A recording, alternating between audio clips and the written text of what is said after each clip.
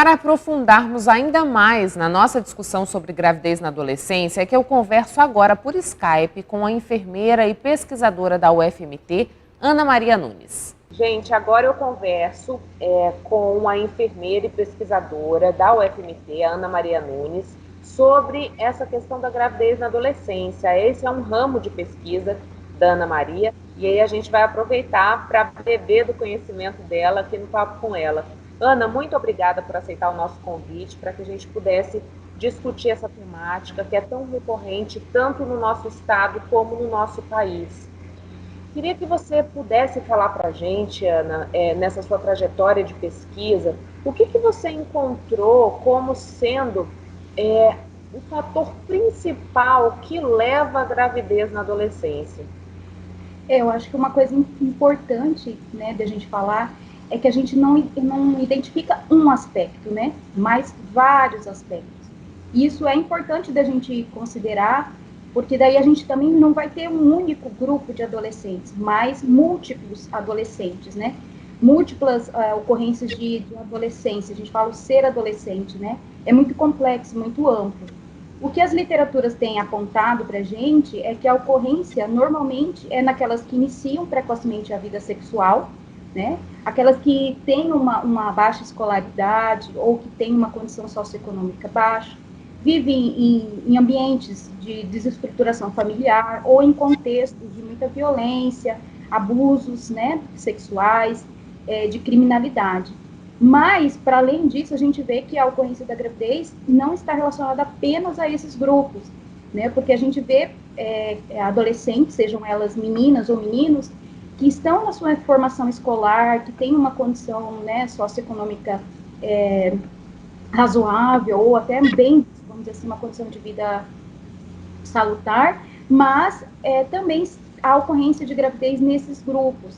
Então, o que a gente coloca para a sociedade e a gente discute bastante é que é difícil a gente traçar um único perfil, né?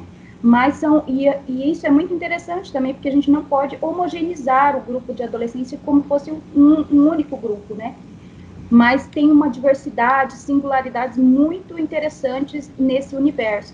Porque quando a gente considera a adolescência de 10 a 19 anos, esse universo ele é muito amplo, né? Inclusive em termos etários, assim, da faixa etária. Então, aí comporta um número muito grande de características singularidades bem peculiares de cada um desses adolescentes. Ana, pensando nesses múltiplos grupos, digamos assim, né, de adolescentes que engravidam, como desenvolver políticas públicas para atingir todos esses nichos, digamos, de adolescentes que acabam caindo nessa questão da gravidez na adolescência, né? Como que se pensa diante dessa diversidade? Eu acho que o primeiro ponto é a gente pensar nessa diversidade, né? Porque a gente vê que as políticas, muitas vezes, elas se direcionam de uma forma muito homogênea, né? Então, determina alguns conjunto de ações para todos os adolescentes. Então, a primeira coisa eu acho que é isso, considerar esse universo, essa complexidade que é o ser adolescente e estar na fase da adolescência. E aí, depois disso, quando a gente rompe essa ideia de um pacote, vamos dizer assim, para todos, né, como se fosse todo mundo um grupo único, a gente pode pensar em estratégias que olhem para essa ampla variedade de adolescentes, né? Então, hoje, o que tem sido sinalizado nas literaturas e nas outras experiências, inclusive fora do Brasil, é que é importante o conhecimento do adolescente a respeito dos métodos contraceptivos, isso é importante. O acesso a ele, né, a esse conjunto de métodos também é extremamente importante, mas não só, né? Então, hoje vem sendo discutido a importância de auxiliar o adolescente no seu processo de comunicação, no seu processo de tomada de decisão, né?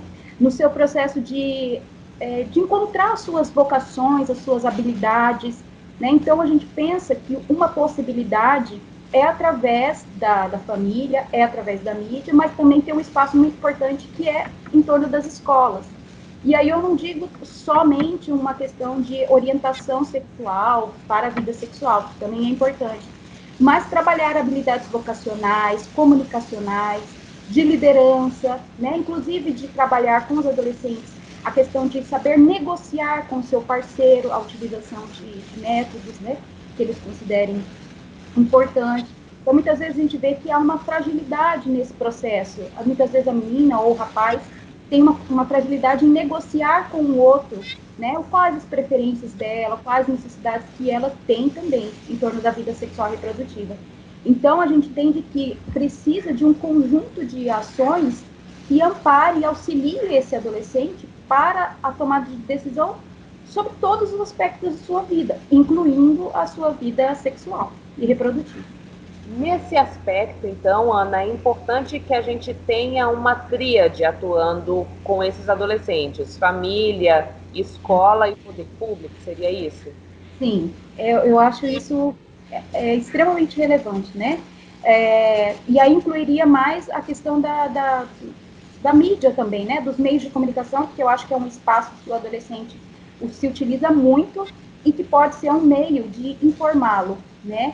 Mas a gente faz uma crítica em relação ao que é consumido, né? Então eles também devem buscar fontes confiáveis, né? Fontes que tragam informações que são importantes para a vida da saúde deles de modo geral e a saúde sexual e reprodutiva também. A família nesse espaço também é extremamente importante para o diálogo, né, para estar aberto ao adolescente das suas necessidades. As políticas públicas também, né, e as escolas têm um espaço onde a gente encontra um grande número de adolescentes. Mas eu até queria salientar em relação às escolas que muitos adolescentes, e aí eu incluo meninos e meninas, estão fora do ambiente escolar. Então, há também que se pensar em estratégias que alcancem esses adolescentes, às vezes fora do âmbito das escolas, né? Porque alguns deles já não estão mais inseridos. Ana, a gente está falando aqui de gravidez na adolescência como se fosse um acidente, mas você me disse que na sua pesquisa você constatou aí um nicho de adolescentes que desejaram engravidar nessa fase da vida, né?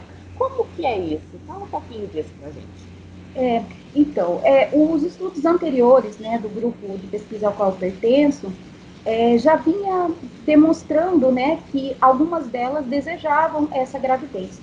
E aí foi o meu interesse de investigar um pouco mais, porque normalmente as orientações, as diretrizes é para prevenção, né, e o controle do comportamento do adolescente para ele não engravidar. Mas como as pesquisas estavam apontando essa outra direção, e daí eu, né, tive interesse de buscar mais a respeito disso. Então, nesse conjunto de adolescentes que eu abordei, algumas delas manifestaram, sim, o desejo de engravidar. E aí, motivado por uma série de motivos, aos quais eu quis levantar, né, naquele momento. Então, muitas delas viam na gravidez a possibilidade de realizar o desejo delas de ser mãe e de constituir a própria família. Então, era algo muito marcado na fala delas, né? Eu quero ter o meu filho, eu quero cuidar do meu filho, né? Isso, até em algumas situações, para talvez, algumas delas expressaram, né, para recompor sofrimentos que elas tiveram ao longo da trajetória delas de vida, inclusive de abuso sexual. Então, elas colocavam, eu vou fazer diferente, né, com o meu filho. Fora isso também, a questão de querer ser mãe e constituir família, algumas delas colocavam pela própria condição de vida e oportunidade que elas têm, né? Então, dentro das possibilidades que elas têm, elas vislumbravam a maternidade e a constituição da família como uma possibilidade de alcançar o status de mulher, né? De ter o seu espaço dentro da comunidade, dentro da sociedade, né? Dentro do local onde elas se inserem, né? Fora isso, também apareceu muita questão psíquica, né? Que eu acho que talvez um outro profissional da psicologia também possa ter abordado, ou possa abordar, que é que elas falavam, assim, de um sentimento de preenchimento, né? Então, assim, muitas delas colocavam, assim, após o nascimento do meu filho, eu não vou me sentir mais sozinha. Esse sentimento de solidão seria suprido com o filho. E uma outra coisa que apareceu significativa na pesquisa é que elas idealizavam, de uma certa forma, também, o que é próprio da característica da fase da adolescência. Então, muitas vezes, elas idealizam um processo de romance, né, de constituição da família, da materialização do filho. Mas quando isso se concretiza mesmo, elas veem as dificuldades que está envolvida em todo esse processo de ter filhos, de construir uma família. Então, às vezes esse aspecto mais idealizado, quando se confirma através do parto, elas, né, têm que reviver ou rememorar ou refletir sobre todo o processo delas, né? Então, a gente pode dizer que a maternidade, nesse aspecto, ela é vista como uma mudança de vida para tentar preencher vazios ou para mudar uma realidade sofrida daquela adolescente. E em alguns casos, sim. Em alguns Isso, casos, elas... só complementando a pergunta, Ah, nesse grupo de meninas que gostariam de engravidar na adolescência, que engravidaram na adolescência, a gente tem predominância de alguma classe social, por exemplo, ou isso também é pulverizado? particularmente nesse estudo, eu abordei meninas de uma regional, né, de Cuiabá, pelo seu alto número de adolescentes, gestantes, né? É, e essa foi a escolha. Então, é um local de condições socioeconômicas baixa, né? E também foi estabelecido dentro da pesquisa que elas tivessem entre 15 e 19 anos, né? Porque a gente sabe que a ocorrência da gravidez para menores de 14 anos se caracteriza como crime, né? Então, assim, a outra questão ética na abordagem desse tipo de grupo. Então, a gente trabalhou com as de 15 a 19 anos propositalmente e trabalhamos com as que estavam nessa região que há o maior número de casos de gravidez na adolescência, né? E essa região, ela tem uma condição, né, de vida das pessoas mais baixa, né? Vamos dizer assim. E Ana, a gente fala das meninas que são aquelas que carregam esse bebê, que são aquelas que dão à luz, mas elas não fazem esses filhos sozinhas, né? Nós temos participação, muitas vezes, de meninos que estão na mesma faixa etária. Em alguns casos pode não ser dessa forma, mas acho que, via de regra, acaba sendo, né? Qual é o contexto para esses meninos, né? Foi uma coisa interessante, porque normalmente a gente pré-julga, vamos dizer assim, que vão ser meninos de idades superior ou bem mais, né, do que em relação à menina. Mas não era isso a ocorrência, né? Eles tinham em torno de 5, 6 anos a mais apenas em relação às meninas, né? E a gente observou que a forma como eles se relacionam, os posicionamentos dele, os pedidos dele também para ter o filho, é algo que influenciou bastante a decisão dela de ter também. Então, a gente percebeu que tanto a influência do parceiro aí, né, do namorado, porque muitas delas não estavam formalmente casadas, mas em união estável com os namorados, os parceiros, era muito determinante para elas optarem pela gestação também, já que era muito considerado o desejo deles também. E eles expressavam esses desejos de diferentes formas, falando diretamente ou às vezes até por gestos, brincadeiras diárias, pegando na barriga, insinuando que elas estavam grávidas, né? Então, isso foi compondo todo o cenário, assim, para elas também decidirem a opção, né, de ter filho. E além do companheiro, que foi extremamente importante nessa decisão delas de ter filho, na família, o papel da mãe também, né, que é extremamente importante. Os pais apareceram na fala delas, mas muito mais significativo foi a fala em torno das mães, né, da experiência que as mães também já tiveram, muitas vezes já foram gestantes adolescentes, né? Ou o apoio que a mãe oferta para elas, isso pode, de alguma forma, instrumentalizá-las a decisão de ter filhos, né?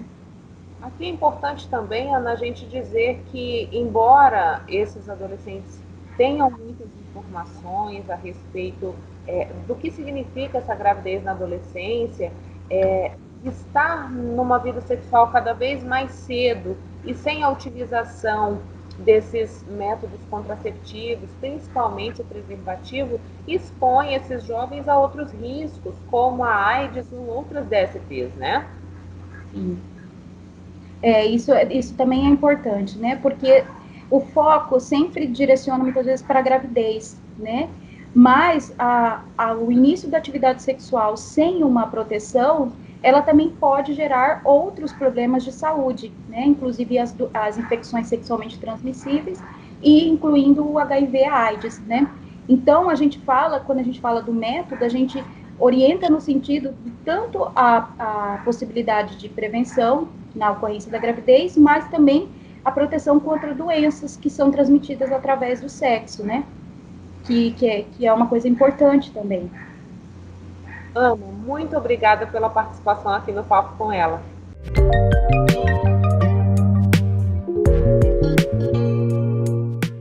A dica literária de hoje é Sabichões, de autoria de Marta Coco, ilustrado por Vanessa Presoto. A autora mostra às crianças cada vez mais inteligentes e curiosas que ainda há muita poesia no óbvio e aos adultos que é óbvio que a criança dentro deles ainda gosta de brincar com poesia. Sabichões contém 14 haikais, que são poemas de 3 versos. Das memórias de infância foram escolhidos os animais. O ziriguidum desses bichos sabidos começa de manhãzinha e vai até a noite, embalados por ilustrações que interagem com o texto e levam a imaginação para além. Marta Coco é natural de Pinhal Grande, Rio Grande do Sul, formada em letras, doutora em letras e linguística, professora de literaturas da língua portuguesa na graduação e na pós-graduação da Unemate. Já publicou 5 livros de poemas, 2 de crítica literária, 1 de contos e com Sabichões chega à marca dos 3 livros infantis. Já Vanessa Presoto estudou desenho industrial na Unesp e trabalhou em agências de propaganda e estúdios de design gráfico por vários anos. Depois de tantos projetos feitos somente no computador, resolveu praticar novamente o desenho e a pintura manual. Participou de cursos e oficinas de ilustração e atualmente grande parte do tempo dedica aos desenhos, principalmente para os livros. Intervalo comercial e a gente volta já já.